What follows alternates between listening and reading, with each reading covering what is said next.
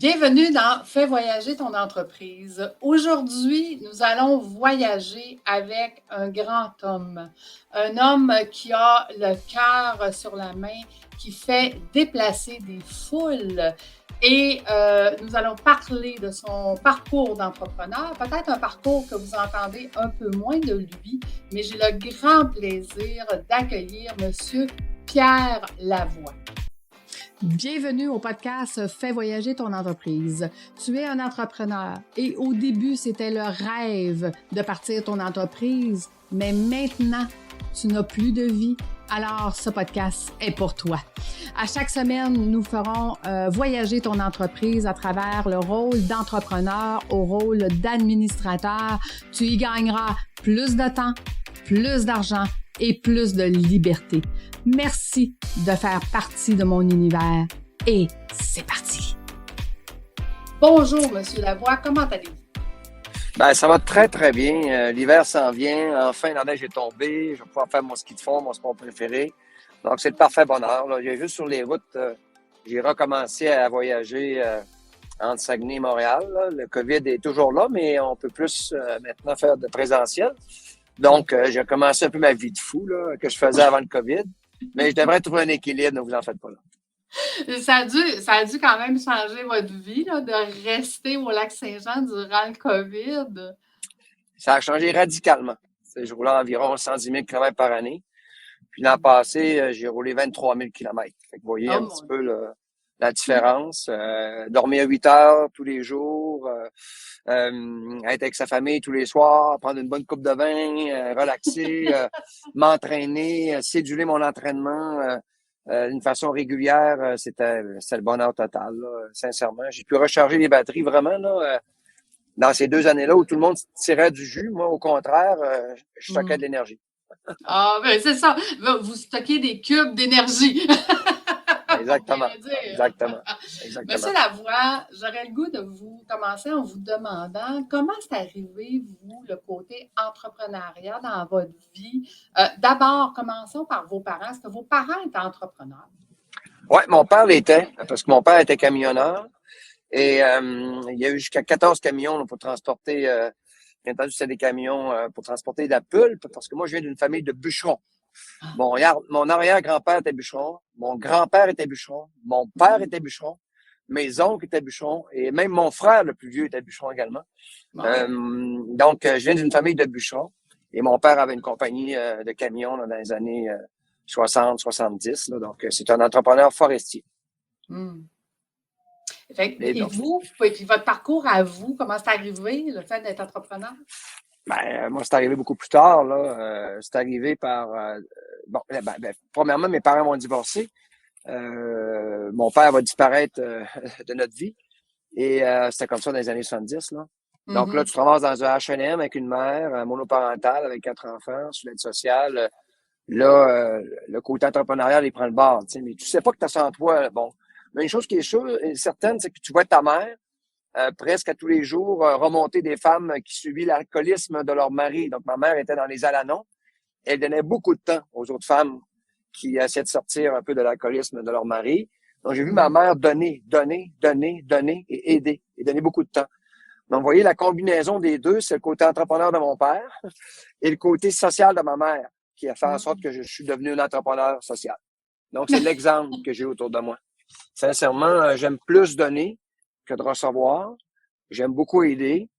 Et ça m'a forgé, là, tu sais. Puis tout doucement, avec le temps, j'aime créer des choses, entreprendre des choses, embarquer les gens dans des aventures. Donc, c'est pour ça que tout doucement, le défi va naître comme ça, là. Mais c'est pour ça que je me qualifie comme un entrepreneur social. Tout ce que j'ai entrepris, sauf le dernier projet que j'ai fait vraiment, là, c'est un projet au Mont-Édouard, hein, Saint-Jean, où c'est vraiment, on travaille pour construire 82 condos. Là, on est vraiment dans l'entrepreneuriat, le vrai entrepreneuriat, là. C'est pas social, c'est à but lucratif. C'est d'amener dans mon village natal des bâtisses de qualité, mais en même temps, pouvoir aussi construire un traitement des eaux, là, pour débloquer l'habitation dans mon village natal. J'ai ce côté-là d'aider mon village en même temps. Vous comprenez? Je le fais d'abord pour aider mon village. Donc, mon côté social est toujours présent dans mes implications. Mais là, maintenant, j'essaie de de faire des projets aussi qui sont rentables ou ce que je peux réinvestir par la suite à faire grandir tout ça. Puis d'un autre côté, des conférences. Bien entendu, des conférences, j'en donne depuis 2004. Donc, ça fait des années, là. Ça va faire tout près de 20 ans que je donne des conférences. Et ça, c'est un revenu aussi. Donc, ça, c'est mon entreprise qui m'appartient, là, qui donne des conférences dans tous les secteurs. Là. J'ai développé 5 conférences. D'ailleurs, j'en avais une, mais je n'ai écrit 4 durant le COVID. J'étais hyper productif dans le COVID. En 2 mois, j'ai écrit 4 nouvelles conférences dans 4 chantiers différents. Donc, ça m'a permis d'être créatif. J'avais le temps d'écrire, fait que j'ai pu les écrire, puis les monter. Puis aujourd'hui, ben, je suis en train de les livrer. Là, puis c'est des choses qui me permettent de rejoindre le Québec Inc., les entreprises qui ont des besoins. J'ai beaucoup de conseils à leur donner. Puis en même temps, bon, moi, ça me fait un revenu, ça me permet d'assurer ma suite parce que faut quand même que je gagne ma vie. Il faut quand même que j'ai des enfants. Hein. Puis il faut que je m'assure qu'ils aillent à l'école, puis que peut-être que eux, est-ce qu'ils auront le côté entrepreneur social? Je sais pas. Plus ma fille, je crois. Mais on verra. Mais peu importe, ce qui est important, c'est de faire ce qu'on aime. Mais à quel moment Pierre Lavoie s'est senti un entrepreneur pur et dur? Ah, vraiment, c'est arrivé où j'ai dû... je vous donne un exemple. Là. Quand j'ai démarré le 1000 km avec mon ami Germain, là, il fallait que je vende des équipes qui allaient s'inscrire au 1000 km. Et là, on sortait totalement d'un autre... On sortait du cadre. Okay? Je vais vous expliquer un exemple. C'est que des randonnées de vélo au Québec, il y en avait plein. Moi, je la voulais différente pour une cause sociale. Et participer à un événement de vélo, habituellement, les plus chers, là, c'était des cyclos sportifs. Là, c'était environ 150 $ pour t'inscrire. Et bon, tu as un repas après, un chandail et tout ça.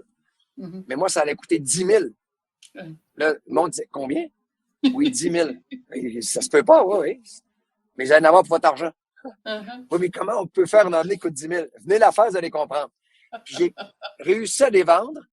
J'ai réussi à vendre 93 équipes à 10 000 à des gens qui ne l'avaient jamais vu. Là. Je leur vendais de l'air. Là. Et ils se fiaient sur moi, ils me regardaient, OK, on donne 10 000, on espère que ça va être le fun. L'année d'après, on est monté à 200, puis on est devenu sold out en 3 ans. Donc, on a livré la marchandise. Donc, c'est là que j'ai vu que j'étais capable de vendre un produit que je croyais, hein, bien entendu, et que je pouvais créer des grandes choses avec des choses de qualité, des choses de valeur, des principes. Puis, donc, c'est pour ça, oui, je suis un entrepreneur social, mais à la base, je monte des projets, j'y crois, je m'investis, je travaille fort et pour obtenir des résultats. Puis dès que tu as des résultats, ben ça se met, c'est comme une entreprise, c'est exactement pareil. Là, ça n'arrive pas tout seul. T'sais. Donc, on est parti de zéro. Et le grand défi aujourd'hui, c'est 16 millions de budget par année, 51 employés. On a remis 24 millions dans les écoles primaires du Québec en achat d'équipement. C'est 6 fois plus que l'État. Donc, tu sais, puis c'est une petite OSBL qui est partie d'une situation extrêmement négative, là, le décès de nos enfants, Laurie Raphaël, qui a été transformé en mouvement social. Parce que la réflexion a été faite en fonction de faut changer les choses. Il faut pas juste s'apitoyer sur son sort, critiquer. Il faut plutôt s'impliquer puis rallier les gens. Parce qu'on peut pas être un comptable, un médecin et un pilote d'avion en même temps. Et parfois, tu as besoin des 3 pour réussir. Il faut que tu les rallies avec toi. Il faut que tu les fasses embarquer dans ta chaloupe. Ma capacité, c'est de rallier les gens à quelque chose qui était important, qui puissent s'impliquer et ça allait amener finalement une société entière à croire à un produit. Le produit, c'est le grand défi, c'est le mouvement social qu'on leur a proposé. Là. Vous savez, sur la planète, là, il y a des endroits où on réunit autant de gens. Quand je regarde un exemple, la boucle là, qui a eu lieu à Saint-Jean-sur-Richelieu, il y avait 8000 cyclistes. Là. Ça, c'est 2 km de long. Là. Puis la rue est pleine au complet des deux côtés. Tu regardes ça, tu dis, wow, ces gens-là sont là pour éviter des maladies plus tard. On peut réunir les gens pour l'environnement, là. Les faire manifester pour l'environnement, on peut les réunir pour le cancer, pour dénoncer des situations. Mais réunir des gens que la raison est éviter des maladies plus tard, il y a juste le Québec qui fait ça. Il y a juste le Québec qui fait ça. Wow. Et puis les médecins qui prescrivent l'activité physique dans le monde, là, il y a un groupe de médecins qui fait ça là, dans le monde, là, c'est les médecins du Québec. Il n'y a aucun médecin sur la planète là, qui prescrive d'une façon massive à leurs patients l'activité physique, là, sauf le Québec. Donc, tu sais, on est ailleurs. Ben, je suis fier de ça, bien entendu. C'était un gros travail. Là. comme je disais, j'ai beaucoup voyagé parce que pour moi, le Québec, c'est tout petit, là. Aller à Montréal, pour moi, c'est comme à la Jonquière, là. C'est facile, là. Je travaille tout le long. Au contraire, dans mon auto, j'exécute. Je suis comme un entrepreneur. Ils font ça, les gens qui travaillent sur le terrain. Quand ils se déplacent, ils sont toujours en train de travailler, ils font leur appel avec des dossiers, ils se mettent en mode réflexion, écoutent un peu de musique, trouvent une solution. Tu sais, moi, je suis un hyperactif, je suis un productif, mais je mets à contribution d'une cause, bien entendu. Wow. Et Pierre Lavoie, quand tu penses à son chapeau d'entrepreneur, aux résultats qu'il y a aujourd'hui, à tous justement ces changements-là que ça l'a amené ici au Québec et ailleurs, parce que ça va faire des vagues à travers le monde, là, ce qu'on est en train de faire ici. Ouais. L'homme, lui, l'homme entrepreneur en arrière de ça, il regarde ça et il se sent comme... Ah ben, je me sens fier, mais chanceux et fier d'avoir réussi à convaincre des jeunes d'influence à embarquer dans ce mouvement-là. Tu sais. En tout cas, on se lance dans un projet, on a une vision. Ouais. Puis on se dit, OK, avant d'y aller, tu sais, je dis aux gens que c'est ce que je reproche au Québec en passant, c'est ce que je reproche à bien des gens, c'est qu'on manque d'audace au Québec. Si tu es un entrepreneur et tu n'as pas d'audace, tu réussiras pas. Tu vas réussir un petit bout parce que le contexte est favorable pour toi, là, tu sais. Comme travailler dans la construction, c'est ainsi, c'est facile, là, tout le monde est bon. Tu sais, parce que c'est plein d'emplois, puis pas plein d'emplois, mais tout le monde veut se faire bâtir.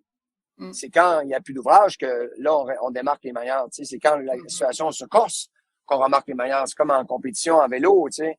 C'est pas sur le plat qu'on voit que les gens sont bons, c'est quand ils montent des côtes, tu sais, là. Au Tour de France, on le voit, là, tout le monde finit ensemble, là. Quand c'est des étapes de plat, tu sais. T'es pas capable de démarquer, personne n'est capable de se démarquer. Mais quand arrivent les montées, là, on voit les meilleurs qui se démarquent. C'est dans la difficulté. Donc, pour moi, l'audace, c'est quoi? On a beaucoup attribué l'audace à la folie. Moi, de l'audace, j'en ai. Okay? Je n'ai tout le temps eu. Mais l'audace, c'est pas de la folie. L'audace, c'est du courage mélangé à de l'intelligence. Donc, t'es courageux, mais t'es pas capable. Tu te lances pas dans n'importe quoi. Tu réfléchis. Mais ça te prend pas moins d'éléments que les autres. Les gens qui sont audacieux, ça leur prend 2-3 éléments pour les rassurer, puis ils vont y aller. Tandis que les insécures vont rester sur le quai, pendant que toi, tu es en train de traverser l'océan, puis tu découvres l'Amérique. Lui arrivera 10 ans plus tard. Tu sais, c'est eux qui réussissent, c'est eux qui montent l'Everest en premier, c'est eux qui créent la première Tesla, c'est eux qui comprenez, c'est les audacieux. Ils n'ont pas laissé leur vie là-dedans. Ils ont été brillants. Mais qu'est-ce qui dictait leur action? C'est un peu le feeling. L'entrepreneur doit avoir un genre de feeling d'instant. Puis ça va se développer avec dans le travail, dans les échecs, dans les rencontres. Tu sais, donc, c'est pour ça que je me déplace, parce que moi, le Québec, je le connais par cœur. Là. Je me déplace, là, je connais à peu près n'importe qui au Québec. Je suis au Saguenay, mais tu as l'impression que je reste à Montréal. Moi, là, je suis monté à Montréal hier, je redescends ce soir, je reviens mercredi, puis je vais revenir vendredi. Je vais venir 3 fois cette semaine à Montréal, tu sais. Sur la route, là, pas en avion. Sur la route, je travaille en avion, je travaille pas. Je peux pas travailler. C'est beaucoup plus efficace en auto. Mais les gens qui sont comme moi, ils réussissent tous. Ils réussissent tous. Il n'y en a pas un qui se plante. Mais les gens, ils pensent, je vais réussir, mais je travaillerai pas trop fort. Désolé, ça marche pas comme ça. Puis j'espère que ça marchera pas comme ça. Il faut travailler. Il faut avoir des problèmes. Il faut régler des problèmes. Quand le COVID est arrivé, là, c'était toute qu'une opportunité, là. C'est une opportunité pourquoi? Ben, développer ton leadership. Parce que tu allais développer de la résilience dans l'action. Les gens qui se sont mis sur pause, eux, qu'est-ce qu'ils ont vécu? Ben, une catastrophe. Tu leur poses la question un an plus tard. Puis le COVID, comment ça a été? Ah, c'était terrible. Moi, j'ai rien vu de positif là-dedans. Puis quand tu poses la question à celui qui l'a combattu, qui a décidé, non, c'est pas vrai que le COVID va m'avoir. Ah, finalement, c'était pas si pire que ça. J'ai développé des nouvelles aptitudes. J'ai fait du ménage dans ma vie. Et non, finalement, c'est pas négatif au complet. Et voilà. Pourquoi? Parce que tu l'as combattu. Mais les gens, plutôt, se mettent sur pause, contournent et vite. Un entrepreneur, ça fait pas ça. Ça y va, ça apprend de ses erreurs, ça se corrige, ça grandit. Il peut se planter 2 fois, là. Il peut faillite 1 fois ou 2, c'est pas grave. Tu recommences, tu sais comment faire. Puis ton contact, tes réseaux de contacts, tu sais. Mes conférences m'ont beaucoup aidé, moi, à faire un réseau de contacts au Québec, à rencontrer des gens. Puis moi, je suis un gars de cœur, bien entendu, je parle avec mon cœur, parce que c'est des choses qui me touchent personnellement. Je suis capable d'être transposé aux gens. Puis les gens le ressentent comme moi, puis ils veulent être là aussi, là. Donc, ça a fait une grande différence, là. Ça, je dis souvent aux gens que, en effet, c'est une cause de cœur, là. C'est pas une règle de bicycle, là, d'un cycliste égocentrique, là. qui veut montrer qu'il est bon en vélo. Le grand défi est assis sur des valeurs, sur des principes et surtout sur un historique. Tu sais. Tout à fait. Mais M. Lavoie, j'apprends à mes entrepreneurs à devenir administrateurs de leur entreprise et dans ce cadre-là, je leur apprends la gestion de risque. Donc, quel est le pire risque qui pourrait t'arriver? Puis est-ce que tu es à l'aise? Est-ce que tu es confortable avec ce risque-là si jamais il arrive? Est-ce que, la question que j'aurais à vous poser, c'est un entrepreneur comme vous, est-ce que vous le faites de façon d'instinct? Le pire risque qui pourrait arriver, puis que vous êtes conscient que si vous y allez de l'avant, ben, vous êtes quand même à l'aise avec le risque qui va arriver, comme vous disiez, faire plusieurs faillites, Ouais, c'est pas grave. exactement. Il faut vraiment que tu dises, si ça marche pas, c'est pas grave. Au moins, j'aurais appris. C'est carrément Mhm. ça qu'il faut. Autrement dit, on y va, on se fait confiance, on sait qu'on travaille fort, puis on a un principe. On dit, si je travaille fort, puis je baisse pas les bras, puis je compte pas mes heures, ça donne tout le temps des résultats. Bon, ça prend ça en partant. Ça, je vais le donner. Bon, après ça, mes contacts. Est-ce que je suis bien entouré? J'ai un problème, est-ce que je peux lever le téléphone et me faire aider de temps en temps? Parfait. Maintenant, est-ce que c'est le bon timing? Et pas, c'est pas le bon timing. C'est-tu le bon timing pour le lancer, tu sais? Là, tu peux appeler du monde, là, c'est-tu le bon timing et tout ça. Mais là, tu as assez d'éléments. Tu penses que c'est le bon timing, tu as un bon réseau de contacts, tu sais que tu travailles fort, puis tu as une bonne idée. Go, dépêche-toi, pèse sur le gaz, puis fonce. Puis tu veux dire, au pire, allez, si ça marche pas, ben, je me serais planté, puis j'aurais appris là-dedans. Puis je fais autre chose, là. Ça, si tu veux jamais te planter, tu sais, la peur de l'échec, c'est ce que l'humain déteste un peu sur le monde, tu sais. Mais il dit aux gens, c'est la peur de l'échec, c'est tellement besoin que les gens te supportent et t'encouragent. Mais tu n'auras aucune garantie qu'ils seront là. D'abord, il faut d'abord que tu t'engages et les gens viennent t'aider après. D'abord que toi, tu fasses les premiers pas. Souvent, les gens disent, il va arriver un sauveur, puis il va venir m'aider, puis il va me guider, puis il va me donner de l'argent, puis je ne prendrai pas de risque. Ça marche pas comme ça. Si ça marchait comme ça, tout le monde réussirait. Mhm. Donc, l'entrepreneur, c'est quelqu'un qui est, je l'ai dit, il est audacieux. Donc, il est courageux, Mhm. mais il n'est pas calme. Tu vois, tout à fait. Mais le Non, piège. mais c'est important, ça. Oui. Ouais. Non, non, je suis tout à fait d'accord avec vous. Mais le Pierre d'aujourd'hui, il dirait quoi au Pierre de 20 ans? Oh, il dirait, retourne à l'école. Parce que moi, je voulais être prof. Mais à cause de notre contexte social, parental, là, c'était marqué, faut aller travailler au plus vite, là. Donc, on était pressé de sortir de l'école pour travailler. On avait besoin d'argent, tu sais. Puis Mhm. ça, aujourd'hui, c'était une erreur, mais je pouvais pas continuer l'école. Bon. Et j'ai quand même une bonne formation, là. Fait que toute ma vie, c'est pour ça que toute ma vie, j'ai d'abord fini mon cours de mécanique diesel. J'ai travaillé dans les camions. Puis en 81, là, pour ceux qui sont dans ma génération, il n'y avait pas de travail. Je suis retourné à l'école, faire un cours en mécanique auto. Là, je me suis placé dans mes stages. Mais j'étais toujours à temps partiel. Fait qu'entre-temps, j'ai fait un cours de moniteur de conduite automobile. Puis là, j'allais des cours de conduite en même temps que je faisais de la mécanique. Tu sais. Après ça, je suis rentré dans une papetière. Et là, on travaillait encore à temps partiel et tout ça. Bon, j'ai bien sûr un cours de pompier. Un jour, peut-être que je pourrais travailler dans ce métier-là. Là. Parce que les papetières sont peut-être fermées. Tu sais. Fait que je suis allé chercher tous mes blocs de pompier, puis j'étais pompier volontaire. J'étais pompier volontaire à l'usine aussi de temps en temps. Mais après ça, c'était encore fragile. Tu sais. Bon, je retournais à l'école. J'étais sur une formation de classe 1 pour conduire des vannes. Donc, je suis devenu aussi opérateur de camions lourds. Et là, je me disais, OK, là, je suis pas mal équipé. Je suis mécanicien, je suis opérateur, pompier. Puis, donc, aujourd'hui, je dis souvent aux gens, moi, j'ai commencé à travailler en 1981. Puis, ma première job à temps plein, c'était en 2001 chez Alcan. Pendant 20 ans, il a fallu que j'apprenne 4-5 métiers pour être capable de faire vivre ma famille. On était vraiment dans un contexte nous particulier. Si j'avais des études supérieures, je pense que j'aurais pu mieux m'en sortir. Mais c'est pour ça qu'aujourd'hui, bon, l'éducation, pour moi, je trouve que c'est une priorité.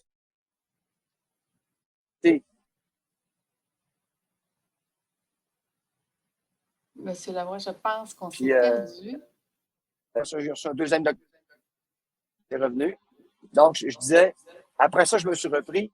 J'ai reçu un premier doctorat, un deuxième doctorat, un troisième doctorat, puis un quatrième doctorat. Aujourd'hui, je suis 4 fois docteur. Tu sais. Même les anglophones, Kingston en Ontario, puis l'Université d'Ottawa m'ont remis des doctorats pour ma contribution. Donc, je me dis, finalement, puis je donne des conférences, donc je suis un enseignant. Tu sais, je forme les gens, puis j'influence avec la bécole et tout ça.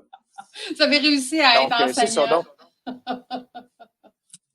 Ouais, c'est tout ça pour dire que la vie, c'est bien fait. Donc, toute cette résilience que j'ai développée très jeune, elle me servit aujourd'hui à être plus solide, tu sais. Puis à Mhm, dire aux gens, allez-y, là, quand c'est inconfortable, là, allez-y. mhm, L'inconfort nous rend plus forts. Puis si vous voulez toujours être confortable, là, je vous le dis, là, ben, vous rattrapez 20 fois. mhm. Donc, les entrepreneurs là, qui cherchent l'inconfort, c'est eux qui deviennent les plus forts puis qui réussissent. Puis c'est pas vrai que quand on est inconfortable puis on travaille fort qu'on est malheureux. C'est faux. Le travail, ça rend pas malheureux. Là. Ce qui rend Mhm. malheureux, c'est les problèmes qu'il y a autour. Là. Mais le travail, là, quand tu te creuses la tête, tu trouves des solutions à des problèmes, il n'y a rien de plus valorisant que ça. Là. Il n'y a rien de plus agréable que ça. Là, puis l'humain, il est fait pour ça. Là. Il sent vraiment qu'il sert à faire avancer quelque chose, là, autant dans le social que dans l'entreprise. Là, c'est pareil. Hein. Moi, je suis comme un entrepreneur, mais sauf pendant longtemps, uniquement, c'était pour redonner à une cause sociale. T'sais. Là, j'essaie de me trouver un autre piste d'atterrissage tranquillement. Que plus tard, ben, on verra, là, mais peu importe. Là, je vais travailler encore longtemps. Là. Je vais travailler encore une cinquantaine d'années. Fait que c'est pas grave. Dites-moi, M. Lavoie, aujourd'hui, avec justement là, le nombre d'employés et tout ça, est-ce que vous remettez justement, est-ce que vous avez une équipe qui travaille avec vous justement sur challenger vos idées ou vous le faites encore seul? Ah ben oui. Non, non, mais nous, là, au Grand Défi, là, avec nos employés, on a un comité de direction. Puis Germain Thibault, qui est mon ami, avec qui on a parti le grand défi, parce que le défi Pierre Lavoie, c'est moi qui l'avais parti chez nous. Puis Mhm, quand je l'ai fait provincial, je me suis vraiment accolé à un ami, puis un partenaire incroyable. Germain, c'est un argumenteur. Il peut être un avocat sans problème, là, de haut niveau. Et moi aussi. Et moi aussi. Donc, quand il veut me faire passer un point, il sait très bien qu'il faut qu'il argumente. Puis mhm. moi, quand je veux démolir son point, il sait très bien. On va argumenter. On n'impose rien, nous. Donc, parfois, il y a des belles destinations autour d'une table, moi et lui, pour argumenter nos propos, puis donner une nouvelle orientation, parfois quelque chose où moi, je trouvais que ça allait pas dans la bonne direction. Puis on a beaucoup de plaisir à faire ça, là, sérieux. Là, moi, Hmm. j'aime beaucoup argumenter, puis donner mes idées. Puis à la fin, je me rallie. OK, c'est beau, consensus, on se rallie, c'est beau. On n'en parle plus autour de la page. Je suis d'accord avec vous. Oubliez ce que j'ai dit, là, maintenant, je me suis rallié. Non, non, moi, je peux changer d'avis, là. Si t'as des bonnes idées, où tes propos sont justes, change d'avis. Donc, je suis pas entêté. Tant que tu m'as pas convaincu, par contre, je vais continuer à donner de l'argumentaire. Mais dès que tu m'as Mhm. convaincu, c'est terminé. Oh, je me rallie avec toi. T'avais raison. T'as raison, je m'en rallie. C'est toi qui avais raison. Mais il faut m'argumenter, par exemple. Parce Mhm. que on fait pas changer de direction facilement. Mais on peut le faire changer sans problème à coup d'argumentaire. Puis ça, c'est bienvenu au grand défi, là. Argumentez. Donnez vos propos. Exprimez-vous. C'est On pourrait important. même dire challenger plutôt Ah, ben qu'argumenter. oui. Ah, ben oui. Ah oui. Puis, tu sais, faut pas oublier qu'il y a les nouvelles générations là, qui sont là. Nous, nos employés, l'âge moyen est de 28 ans environ. Là, c'est des jeunes Hmm. filles, hein, surtout. 80% de notre personnel, c'est des jeunes femmes de 28 ans. Tu sais, moi, j'ai plus 28, là, tu sais. Puis là, leurs idées, tu sais, OK, ouais, et c'est bon, votre affaire, tu sais. OK. Ils m'ont remis à niveau, tu sais. Ils m'ont réajusté un petit peu. J'ai eu bien du fun de me faire réajuster, là. C'est correct, là. Et quel est le défi aujourd'hui de M. Lavoie? C'est Ah, quoi c'est la votre plus grand pérennité. défi? Ben, la pérennité. Ça, c'est réglé. Le plus grand défi que j'ai eu dans les 5 dernières années, c'est que le grand défi me survive. Que moi, je disparaisse et qu'il continue sans moi. C'est Mhm. important, non? C'est pour ça que maintenant, les gens, ils disent plus je fais le grand défi Pierre Lavoie, ils disent je fais le grand défi. Fait qu'ils Mhm. ils ont enlevé mon nom. Ça me plaît beaucoup parce que j'ai une conscience qu'à ce moment-là, il doit continuer. On doit toujours faire de la prévention dans notre société, autant au niveau des accidents, autant au niveau de la santé humaine. Ça devra toujours exister parce que le système de santé n'aura pas de pérennité si on n'y intègre pas la prévention. Nous, on a Mhm. parti quelque chose où le Québec, maintenant, a 12 ans d'avance sur toutes les provinces canadiennes. Puis on sait que le Canada a 10 ans d'avance sur le Canada. Donc, on est ailleurs au Québec. Donc, je suis fier de ça. Là. Je me dis maintenant, il faut que ça continue. Moi, quand je vais arrêter, Ouais. il faut que ça continue. Donc, la pérennité, pour Mhm. moi, c'est très important. Pour aujourd'hui, je m'en suis assuré qu'il y ait une suite. Là, des ambassadeurs qui pensent comme moi puis qui agissent comme moi sur le terrain, il y en a plein. Donc Bravo. maintenant, il ne s'est pas incarné par un seul homme, c'est incarné par plein de gens qui croient à Mhm. ça puis qui travaillent sur le terrain à changer notre société vers la prévention. Wow. Et quel est le prochain grand défi de Pierre Lavoie? Ah, j'en ai plusieurs. Ben, Cette année, en 2022, c'est de ramener nos événements en réel et de merger, de faire un amalgame avec le virtuel. On a connu un succès monstre avec le virtuel parce que nous, on s'est pas mis sur pause, là. On est passé, je vous donne un exemple, de 6 000 cyclistes au 1000 et à la boucle à 244 000 participants l'an passé. Quand on regarde sur Google, là, dans le monde, les événements les plus importants au niveau de la participation sportive, là, ben, les plus gros, c'est 80 000 en Chine. Là, nous, on a atteint 244 000 au Québec avec 8,5 millions. Non, on est ailleurs, là. On vous dit, on est ailleurs. Le Québec, on est dans une sphère ailleurs. Donc, on va juste continuer ça. Puis 2022, on a fait l'amalgame du présentiel avec le virtuel pour continuer à amplifier le mouvement à travers notre société dans toutes les sphères. Et bien entendu, pour moi, personnellement, j'ai des objectifs personnels dans le sport encore, parce que moi, j'ai toujours, c'est bizarre à dire, mais j'ai toujours eu hâte de vieillir. Parce que moi, je suis à l'inverse des gens. J'ai hâte je vais avoir bientôt, je vais avoir 58 ans le 17 décembre. Mais j'ai hâte d'avoir 60. Je trouve que ça passe pas assez vite. Pourquoi? Parce qu'à 60 ans, je change de catégorie. Puis là, je tombe dans la catégorie des gens qui ont 60. Puis là, c'est palpitant. Il y a plein de records à battre. Là. Il y a plein de défis que je peux aller faire. Ou ce que, avant moi, là, les jeunes qui les ont fait, ben, je pense que je peux toutes les battre. Puis je peux toutes faire descendre ces records-là parce que je suis encore en pleine forme. Fait que je suis stimulé parce que ça va rien changer. Je vais vieillir pareil. Tu peux me dire que tu as hâte de vieillir parce que tu vas vieillir du meilleur aux autres, tu sais. Puis, j'ai commencé à dire ça à 39 ans. J'avais hâte d'avoir 40. T'sais. Mon beau-frère me disait, je comprends pas que tu as hâte d'avoir 40. Ben oui, il dit, je suis professionnel, là. Puis à 40 ans, on peut quitter les professionnels puis devenir master, maître. Puis là, parce que là, je vais changer de catégorie, là, je cours avec des pros, là, puis j'ai 39 ans, je suis 40 heures semaine. J'ai hâte de devenir dans ma vraie catégorie, une catégorie amateur, tu sais. Puis donc, à partir de là, j'ai hâte d'avoir 45, j'ai hâte d'avoir 50, j'ai hâte d'avoir 55. Donc là, j'ai très hâte d'avoir 60. C'est le fun de voir que vous challengez vous-même, finalement, aussi. Pas juste les autres qui vous challengent. Ah oui, moi, je reste actif, là. Les gens n'ont pas d'idée comment est-ce que j'ai une discipline de vie, je l'ai jamais changé, là. Réglé au corps de tour, je travaille beaucoup. Je continue à intégrer dans ce travail de l'activité physique pour faire sortir la pression, pour permettre une réflexion. Le sport, c'est un évacuateur de stress puis de colère. Hein? Et ça te permet de devenir hyper zen. Les gens bougent pas assez. Puis il y a plein d'entrepreneurs au Québec, là, malheureusement, qui font que travailler et qui oublient l'élément le plus important là, un jour pour profiter un peu peut-être d'après 60 de leur retraite. T'sais. Donc, ils investissent dans des fonds de pension, mais ils ont oublié d'investir dans leur rire santé. C'est ça, là, t'as beau avoir 6 compagnies à 65 ans. Vous savez, les statistiques au Québec sont pas très intéressantes à voir. Là. La grande majorité des Québécois, donc 82% des Québécois, tombent malades autour de 64 ans. Donc, pour les entrepreneurs, là, si vous passez faire une carrière jusqu'à 90, oubliez ça. Là. La grande majorité des entrepreneurs ne prennent pas soin de leur santé. Ils pognent la gravelle à 64. Là, ils débarquent du conseil d'administration. Puis là, ils sont malades. Ils voyagent plus parce qu'ils sont perdurables. Puis là, c'est plate parce que le vie se sont consacrés à quelque chose, mais ils ont oublié d'investir au quotidien un petit 30 minutes d'activité physique, là, qui leur a permis d'être plus productifs en même temps, qui leur a permis de pérenniser toute cette matière grise, là, toute cette information qui a accumulé dans leur cerveau, leur savoir. C'est triste. On dit que ça prend 10 ans à perdre ton cognitif. Quand vous vous débranchez cognitivement, parce que vous êtes malade, vous ne travaillez plus, vous ne creusez plus la tête pour gérer les problèmes, ça prend 10 ans. À 74 ans, vous ne serez plus fonctionnel cognitivement. Ça prend 10 ans à perdre ton cognitif. Puis il y a une des raisons, chez les entrepreneurs, une des grandes raisons pourquoi ils perdent leur cognitif, parce qu'ils tombent malades. Ils ont oublié d'investir dans leur vie de santé. Donc, il faut inclure dans votre vie mouvementée un moment où vous faites du sport, de l'activité physique. Puis je comprends, jouer au golf, c'est intéressant, mais c'est peut-être pas assez actif, le golf. Ça joue juste l'été. Il faut faire un sport à l'année. Le golf, je te dis, moi, c'est le sport. Le golf, mais je te donne un exemple. Dans les années 2000, là, OK? J'avais plein d'amis qui jouent au golf. Je dis, tu joues pas au golf? Non, j'ai pas le temps. Ouais, mais au golf, on fait plein de contacts. Non, quand tu vois, on est en vélo tous les deux, là. On roule sur le bord de Talbot, l'un à côté de l'autre, là. On va te parler, Eric, pendant 1 heure, là.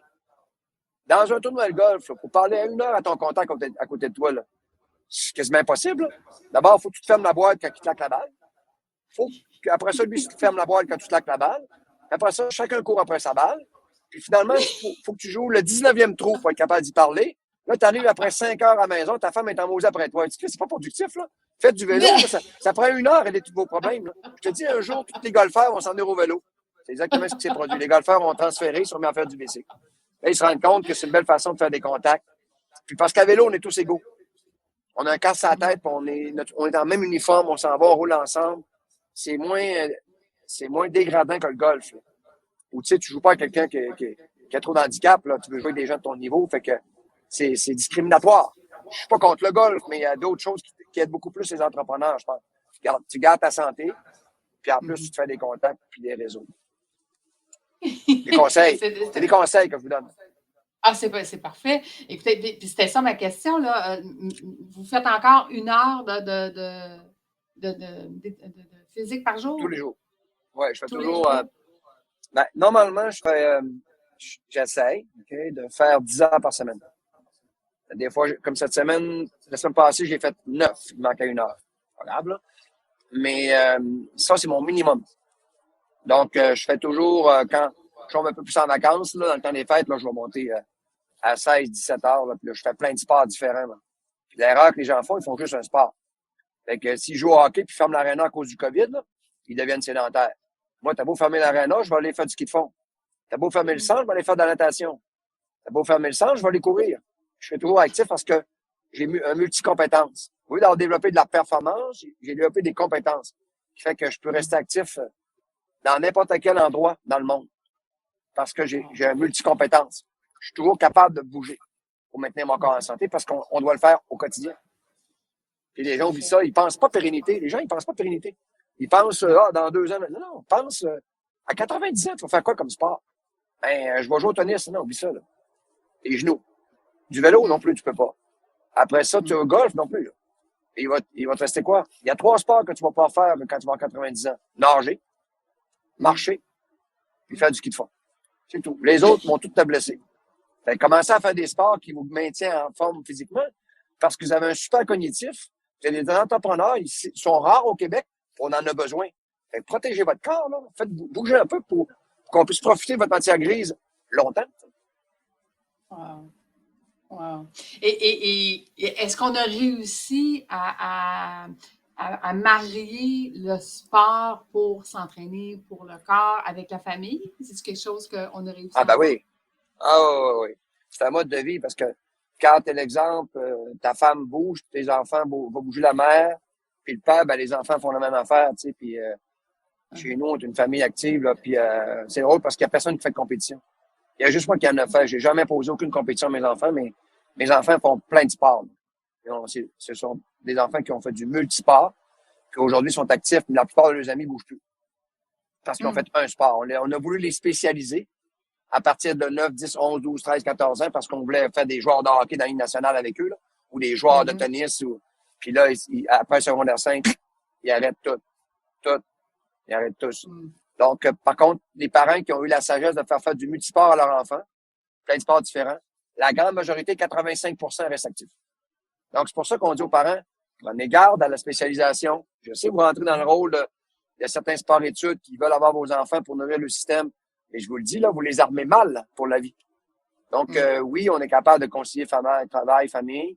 Une journée, là, tu dors 8 heures, le reste du temps, tu es actif. Donc, il reste combien de temps? Il reste 16 heures. Tu en travailles 8, il te reste encore 8 heures. Tu sais? À 8 heures, tu as du temps en masse pour t'entraîner, pour manger, d'être en famille. Là. Tu sais, les gens, j'ai pas le temps. Excusez-moi, là, mais là, c'est pas vrai, ça. C'est d'abord, pour maintenir ton corps en santé, ça prend 30 minutes. Une course de 30 minutes, 5 fois par semaine. Vous n'avez pas le temps de faire ça, là. 30 minutes, là. Le matin, quand le matin, je me suis levé, moi, à 6 heures moins quart. J'étais réveillé. J'ai lu ma presse. J'ai lu mon quotidien au Saguenay parce qu'il faut que je lis 2 journaux, là. Puis après ça, en même temps, je déjeunais. Puis moi, à 7h30, j'étais dans la piscine à Boucherville. J'ai nagé mon 4 kilomètres. Je suis sorti de l'eau. Je suis rentré dans les réunions à 9h moins quart. Le monde était encore endormi. Moi, j'étais réveillé. Puis j'étais encore sur le gun. Puis je descends. Je vais arriver chez nous au Saguenay ce soir à 10h. Je vais travailler tout le long descendant. J'ai une journée qui a produit là, de 8h30 à 10h le soir sans arrêt, avec full d'énergie. Puis je me suis entraîné. Donc, ici, je veux dire là, puis là, j'ai voyagé, là. Donc, les gens, j'ai pas le temps. Excusez-moi parce que vous voulez pas le prendre, le temps. Rentrez ça dans votre agenda. Quand vous prenez un rendez-vous pour votre santé, là, vous mettez rendez-vous avec le premier ministre. Là, il y a quelqu'un qui t'appelle, hey, tu pourras pas tu voir après dîner. Alors, je peux pas, j'ai un rendez-vous avec le premier ministre du Canada. Ah, OK, c'est bon, on ne dérangera pas là. Ça va être sûrement important. Oui, c'est important. Mettez-le. Puis vous faites ça le dimanche soir. Moi, je fais toujours le dimanche soir. Les dimanches, j'ouvre mon agenda. Que tout le monde en parle, là, j'ouvre mon agenda. OK, lundi, mardi, il est où mon entraînement? OK, là, je peux le faire après là. Ah, là, je peux le faire avant. Puis les gens, ils sont toujours dans un modèle. Moi, il faut que ce soit le matin. Non. Vous ne pourrez pas toujours le matin.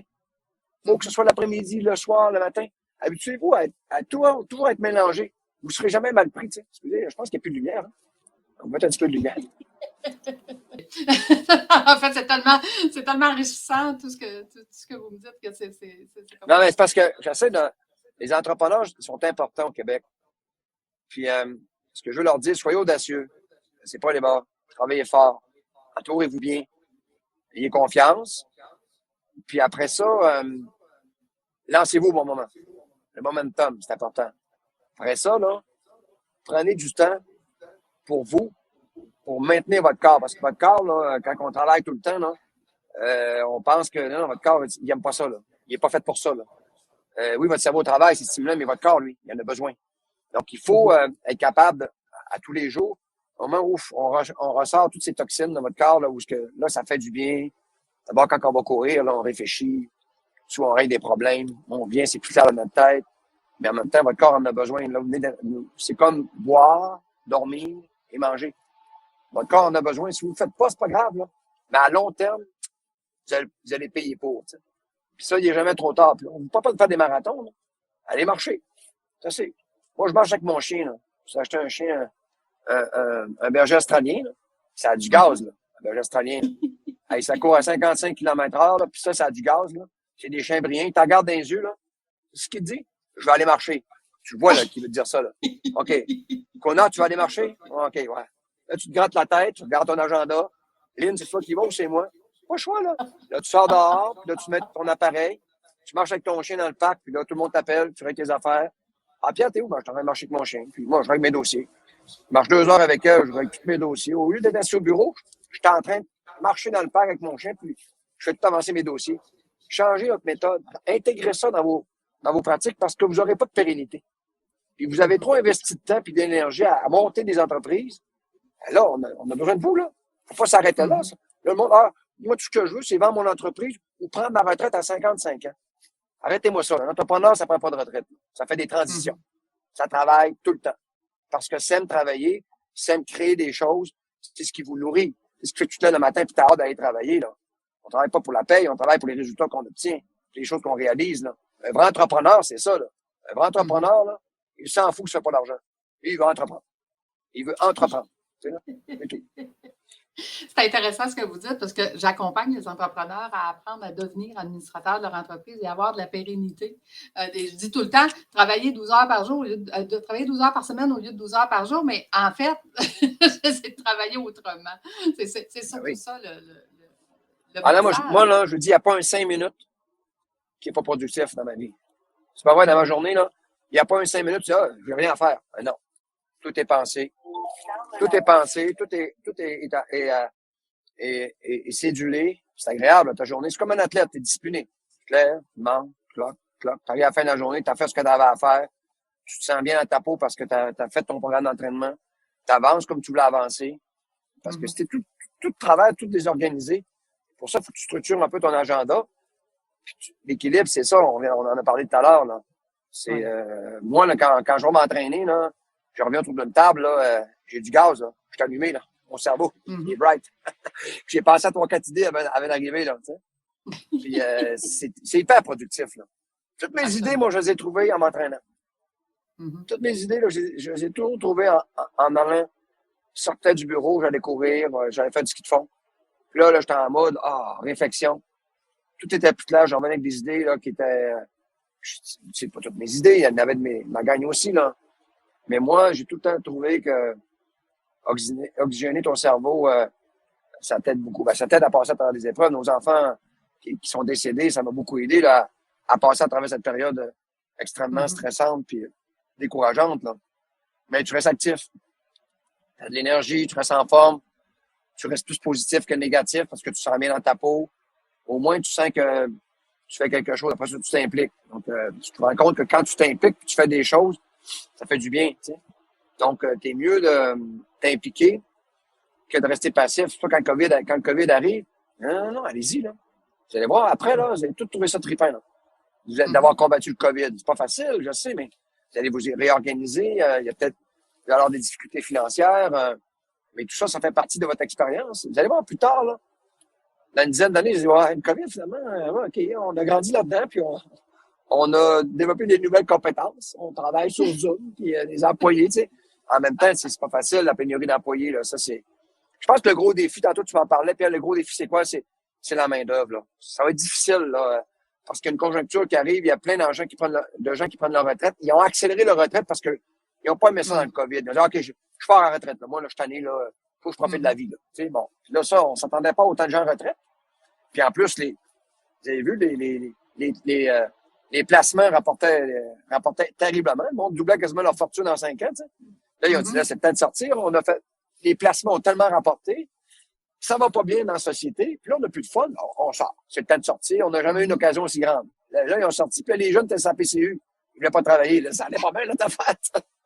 Puis on n'avait pas d'immigration pour travailler. Fait que ça n'allait pas non plus. Ah non, l'immigration. Il aurait fallu on n'avait pas de boule de cristal, mais regarde, on apprendra de ça, là.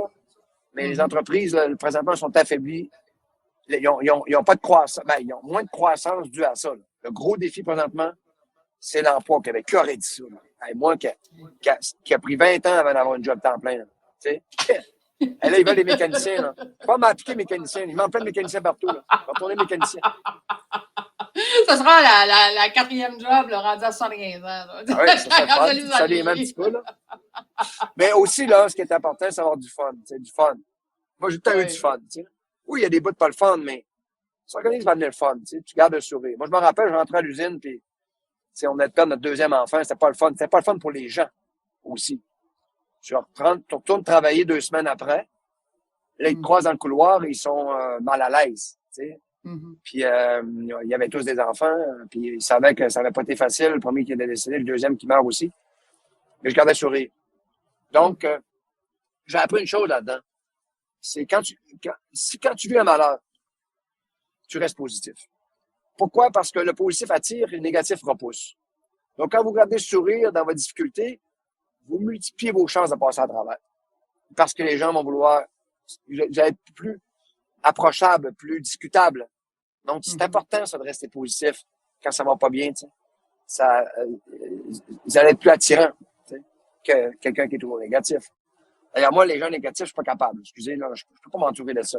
Ben, des fois, je comprends. Des fois, personne vit des choses terribles, là. Mais, négatif, pour être négatif tout le temps, là, moi, je me dis, je suis incapable. Je suis pas capable. J'ai vécu des affaires pas le fun dans ma vie, moi. Non, j'ai vécu des affaires pas le fun dans ma vie. Puis, non, regarde un peu. Il y a pire que ça dans la vie, là, arrête, là. Arrêtez, là. Je veux dire, t'es pas mort, là. Ça va bien, là, autour de toi, là, tu crèves pas de faim, là. Et, tu sais, veux dire, c'est ça. Mais bon, regarde, moi, je pense que mon vécu me sert à rester positif. Puis, le côté entrepreneur, j'ai beaucoup de fun à développer, à créer des projets, des programmes. Puis, il y a un gros réseau de contacts au Québec. J'essaie de mettre en contribution ce réseau à des causes que je crois, tu sais, pour les faire avancer. Mais aussi à des projets qui me tiennent à cœur, qui peuvent aider mon village, comme le projet que je fais au Mont-Édouard. Donc, il n'est pas encore mis en place. On le travaille, là. Peut-être que j'espère qu'on va le réaliser. Là, pour l'instant, j'ai investi là-dedans. Bon, probablement perdre mon argent si ça marche pas. Ben oui, je vais perdre mon argent si ça marche pas. C'est pas grave.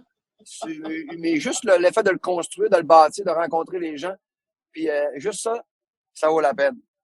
Quand je regarde mon temps que je vais réinvestir, c'est le fun. Quand même. J'ai vécu de l'expérience. Ben oui, c'est un apprentissage. J'aurais suivi un cours à l'université, il m'aurait coûté aussi cher, tu sais. Puis j'aurais pas autant appris, tu sais. Aller faire du terrain, tu sais. Puis aller dans différentes sphères. Je vous le répète, l'inconfort nous rend plus forts. Et si Pierre Lavoie avait besoin d'aide aujourd'hui, comment on pourrait l'aider? En vous impliquant dans ma cause de différentes façons.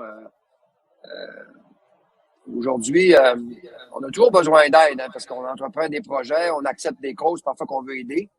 Puis on n'a pas toutes les ressources, là. Pour vrai qu'on connaît tout. Mais on connaît toujours quelqu'un quelque part, puis il y a d'autres qui sont sensibles là, à l'implication d'une autre personne, puis on veut les aider. Je pense que l'entraide, c'est une valeur québécoise en passant. T'sais. Puis Gérard Bouchard, m'aimerait à vous dire, en tout cas, qu'on achève, là. Gérard Bouchard, c'est le frère de Lucien Bouchard. C'est un ami personnel. Il reste dans mon quartier, Gérard. Gérard, qui est un des plus grands intellectuels du Canada. Gérard, c'est un sociologue démocrate. Et il a démontré il y a 3 ans par ses études universitaires que le Québec était la société la plus égalitaire en Amérique. Pourtant, le Québec a pris aussi ce virage du néolibéralisme et du capitalisme comme les autres. La différence au Québec, quand un Québécois réussit, il accepte de payer plus d'impôts pour qu'on puisse partir des programmes pour aider les autres. C'est pour ça qu'on paye plus d'impôts au Québec. Je voudrais dire aux gens qui m'écoutent, là. C'est pour ça qu'on a plus de programmes sociaux au Québec. C'est parce qu'on se rappelle qu'en 1960, la grande majorité des Québécois n'avaient même pas de secondaire 5. Okay? Donc, même pas de secondaire. Il y avait juste un primaire. Donc, on a construit 454 écoles. Donc, Jean Lesage avec ses Royer, avec ses M. Lajoie. On appelait ça la Révolution tranquille. Le but, c'était instruire les Québécois. Et qu'est-ce que ça a créé maintenant? Ça a créé les meilleurs ingénieurs en génie électrique, aéronautique et intelligence artificielle au monde. On a créé les meilleurs médecins au monde après les Américains. On a même pu se permettre de construire le C-Series, qui est devenu l'Airbus 220, là, qui est considéré par tous les pilotes de ligne sur la planète comme le meilleur appareil commercial qui vole sur la planète. Là. C'est pas Boeing qui l'a construit à Seattle, ni Airbus à Toulouse. Là. Ça a été construit à Montréal par les Québécois. Comme on a réussi cet exploit, c'est parce qu'on était éduqués. Puis si on est une petite gang qui réussit dans la société, là, une petite gang d'entrepreneurs qui réussissent, là, la pire des erreurs, c'est de se construire dans un quartier en se construisant un mur en briques 6 pieds de haut avec une gate en avant, puis un gardien, puis un golf au centre. Puis il y a juste les riches qui rentrent, puis les pauvres restent de l'autre côté. Ça, c'est les Américains. C'est pas les Québécois. Les Québécois, on est une société qui est partie de loin. On nous a instruits. Ça n'a rien coûté. Puis tout le monde peut s'élever comme dans cette société-là. Gardons ce modèle qui est un beau mélange de capitalisme et de socialisme. Un beau mélange, juste bien mélangé. Soyons fiers de cette valeur qui nous est propre.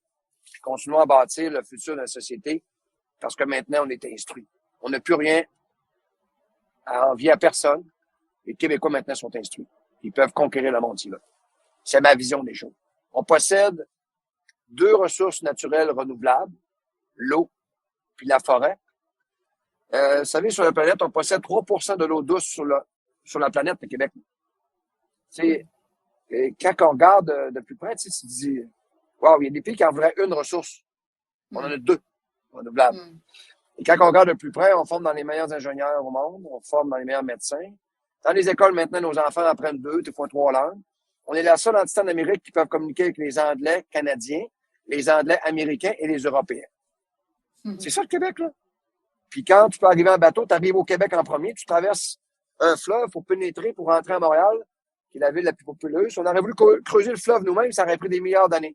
Il était construit naturellement. Les avions atterrissent chez nous en premier, en plus. On aurait pu être en plein milieu du Canada, le Québec. Non, on était au début du continent. Plein d'avantages pour le futur, là. Maintenant, instruisons nos gens, c'est ce qu'on a fait. Continuons à miser sur l'éducation. Tu sais, la recherche, l'innovation, l'éducation, c'est ce qui fait qu'un PIB, c'est ce qui fait qu'une société est capable de relever n'importe quel défi qu'elle a dans elle. Mais il faut être pas trop capitaliste. Les Américains, c'est le pire modèle à suivre. Oui, des fois, ils nous rendent fiers. Ah oui, ils font de l'argent, mais les Américains, quand tu regardes derrière, tu sais, on pourrait même comparer au niveau des médailles pour dire qu'ils font des shows boucanes, là. Quand on regarde les Américains, c'est les plus grands médaillés au monde. Ils ont gagné 120 médailles aux Jeux de Tokyo, puis 132 médailles aux Jeux de Rio. Et quand on les regarde de plus près, c'est la société la moins en forme au monde. Comment la société la moins en forme au monde peut en même temps remporter le classement des médailles aux Jeux olympiques? C'est parce qu'ils font de l'exclusion. Quand on regarde derrière leur scène de cinéma, on se rend compte que c'est une catastrophe en santé publique nationale. Arrêtons d'imiter ces modèles qui font que des shows planétaires pour nous démontrer qu'ils sont les meilleurs au monde quand c'est pas vrai. Gardons ce modèle qui est humain, qui est rapproché des gens, qui est social, mais aussi néolibéralisme. Il faudra toujours créer de la richesse pour payer nos programmes sociaux. On ne pourra jamais aller trop à gauche, on ne pourra jamais trop aller à droite. Restons au centre, promenons-nous à droite quand l'économie va pas bien, puis allons un peu vers la gauche quand l'économie va bien parce qu'on veut aider le monde. Comprenez? Et quand on peut pas aider, faisons un peu de droite pour ramener l'équilibre budgétaire. Puis après ça, on fera de la gauche. On aidera les gens. C'est ça le juste milieu. C'est d'être au centre, à droite ou à gauche, tout dépendant du contexte social et économique. Puis Québec joue bien ce rôle-là. Puis soyons les gardiens de ça. Et les entrepreneurs du Québec, ça fait pas longtemps qu'on a des entrepreneurs au Québec. Là. Le Québec Inc., là, c'est hier. Ça vient de commencer. Là. Ben, faisons grandir notre Québec Inc. Là, avec des valeurs. Des valeurs. Puis là, le COVID nous rappelle que les humains, c'est important. Que les employés, c'est important. Il faut bien les traiter. Et est-ce qu'on est capable d'être aussi productif avec des gens qui travaillent autrement? Oui. Parce que maintenant, on est capable de travailler autrement. Le Québec est capable de faire ça. Là. Puis moi, j'ai entièrement confiance. Maintenant, je fais pas un message nationaliste de séparation. Je ne vais pas séparer du Canada, là.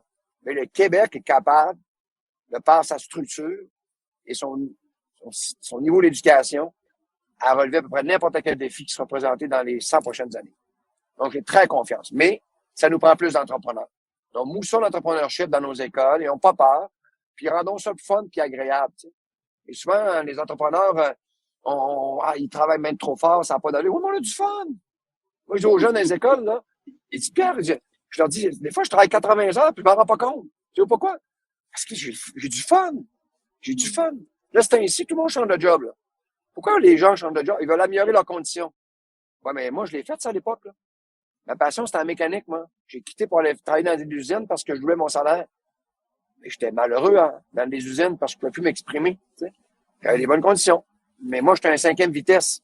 Puis dans les usines, je ne pouvais pas aller plus qu'en 2e. Je dérangeais, tu sais. Donc là, vous allez peut-être avoir des meilleures conditions, mais il faut faire ce qui nous passionne dans la vie, là. Puis ça, des fois, ça prend du temps, tu sais. Mais si comme vous encadre rapidement en secondaire 2 et 3, fais ton choix. Faut aller trop tôt, là. Trop de bonheur, la vie, puis les métiers, il y en a combien, tu sais. Tu sais, moi, je rêve d'une société où on présente à nos enfants un temps d'arrêt. Avant de rentrer au cégep, là, ça fait comme les pays scandinaves, là, c'est en Norvège qui font ça, là. Ils appellent ça des écoles de glisse, là. Les enfants font un temps d'arrêt. Ils s'en vont dans les montagnes pendant une année, là. Le matin, ce qu'ils reçoivent, c'est des gens de métier qui leur présentent leur métier, des avocats, des notaires, des médecins, des pompiers, et tous les métiers. Puis là, pendant tous les matins, de toute l'année scolaire, puis l'après-midi, ils font des sports de glisse pour les garder en forme. Puis après, à la fin de l'année, ils vont choisir leur métier. Mais au moins, ils ont eu devant eux plein de choix, tu sais, là. Ça, c'est le fun. Ça, c'est pas le fun. Ce métier-là, voici les avantages et les désavantages. Moi, je l'ai vécu. Voici ce que ça m'a apporté. Mais les enfants, là, faut qu'ils choisissent. Puis, j'ai aucune idée. Ma fille, là, elle est en secondaire. Elle vient d'entrer au cégep, là. Tu sais pas, je fais quoi? Mais je sais pas, Juliane. Là, elle est allée en sciences nature, là. Vous avez plus de chance, mais elle a aucune idée, là. Puis là, il faudrait qu'elle choisisse. Ben, elle aime tout, puis elle aime rien, tu sais. Je vais dire, OK, ben, est-ce qu'on va faire entrepreneur? Je ne sais pas, là. Mais donc, mousser l'entrepreneurship très tôt pour montrer que travailler pour toi, de diriger des organisations, c'est le fun. Quand tu es bien entouré, ça te prend un bon comptable, tu sais, un bon avocat, puis ça te prend un peu de légal, un peu de chiffre, puis après ça, une bonne ressource humaine, puis en fait, tu es en business, là, tu avances avec ça, il faut être bien entouré, hein, c'est important. Mais bon, je fais un long discours pour dire que je crois beaucoup au Québec. La société, là, je pense qu'on peut réussir là, assez facilement. Il faut se faire confiance. Écoutez, après 18 ans avoir travaillé en finance, j'ai lâché les finances pour accompagner les entrepreneurs. Fait que j'ai le même discours que vous et je trouve ça super, super motivant. Écoutez, je ne veux pas abuser de votre temps. Je tiens à vous remercier infiniment. Hey, ça a passé vite, hein? 53 minutes. On peut s'en prendre quand vous voulez. Hein? Je suis rendu à Drummondville. Quand vous voulez, il n'y a pas de problème. Mais non, écoutez, on sent votre passion encore dans votre voix, dans ce que vous faites, dans ce que vous dites. Et c'est ça, dans le fond, qu'on achète de Pierre Lavoie, c'est qu'on achète sa passion. Sa passion pour tous ses projets, de tout ce qu'il veut faire dans la vie. Un grand merci. Je l'apprécie énormément. Je veux remercier les gens qui passent du temps à nous écouter. Dans mes entrevues ou à toutes les semaines. Je vous remercie infiniment d'avoir été là. Et M. Lavoie, je vais vous donner le dernier mot de la fin. Ben, le dernier mot, je dirais aux gens que la situation actuelle n'est pas évidente pour certains entrepreneurs, non? Mais je le répète, l'inconfort nous rend plus forts. Gardez ça dans votre tête. L'inconfort nous rend plus forts. Puis si vous évitez les problèmes, ce qui rend fort, c'est pas le succès. Ce qui rend fort, c'est l'inconfort. Donc, à chaque fois vous avez un défi devant vous, qu'il soit personnel ou professionnel, ben, vous le confrontez. Vous ne réussirez pas toujours, mais à chaque fois, vous allez grandir. Si vous faites ça toute votre vie, un jour, vous atteindrez le haut de la pyramide, puis tout le monde se posera la question, mais comment il a fait pour se rendre au haut de la pyramide, lui? Ben, vous regarderez sa vie, ce sera une série d'inconforts. C'est comme ça que ça se passe. Puis après ça, vous aurez du fun dans l'inconfort, tandis que tout le monde a peur de traverser l'océan. Vous dites, non, j'ai déjà connu pire que ça, les vagues de 6 pieds. J'ai connu des vagues de 20 pieds, là, puis on a passé à travers. Donc, vous pourrez rassurer vos équipes, qui vont continuer à ramer dans la chaloupe pour avancer. Wow! Wow! Merci, M. Lavoie. Merci. Bye, ça m'a fait plaisir. Au revoir. Bye bye.